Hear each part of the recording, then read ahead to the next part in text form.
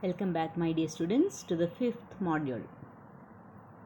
In this, let us discuss about geostationary and polar satellites. A geostationary satellite is an Earth orbiting satellite which revolves around the Earth at a height of 36,000 km. It is directly above the equator and it revolves in the same direction as the Earth rotates.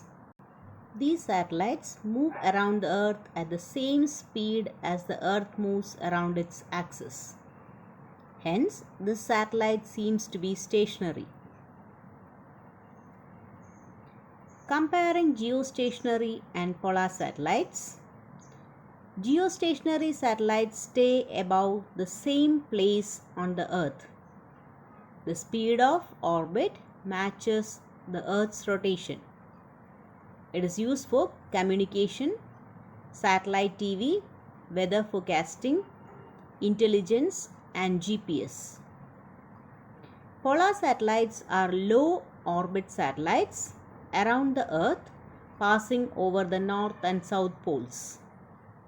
Earth rotates underneath them as they orbit. They are used for large-scale mapping and global weather monitoring. So let us see in detail about geostationary satellites. It is a satellite which revolves around the Earth in its equatorial plane with the same angular speed and in the same direction as the Earth rotates about its own axis. It is also called synchronous satellite. Geostationary satellites are used in communicating radio, TV, and telephone signals across the world. It is used in studying the upper regions of the atmosphere.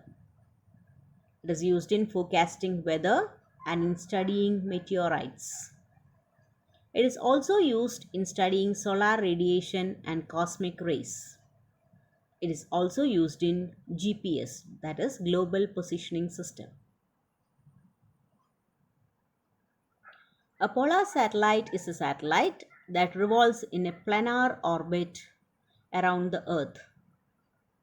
Uses of polar satellites are: they are used in weather and environment monitoring, spying, studying topography of other celestial bodies. Polar orbiting satellites are in low altitude orbit. They orbit around north and south poles. Earth rotates under the satellite as it orbits, so each time the satellite makes a pass over the Earth and it observes a new area. Polar orbiting satellites observe the same area on Earth once per day. They have low temporal resolution but good global coverage.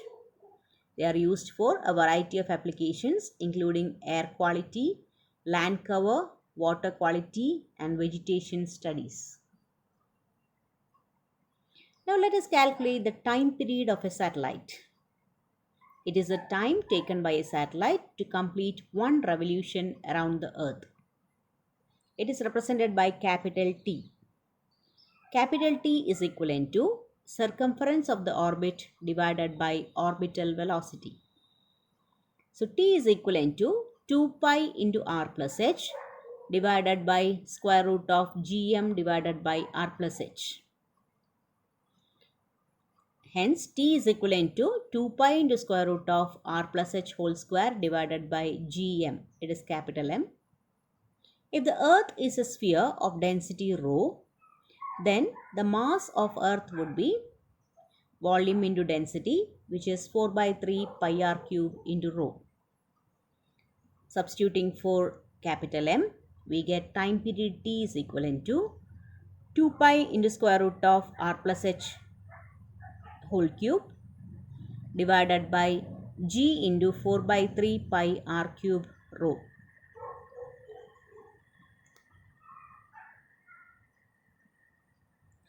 So from this equation, we can get an equation for h, or the height above the surface of the Earth where geostationary satellites must be placed.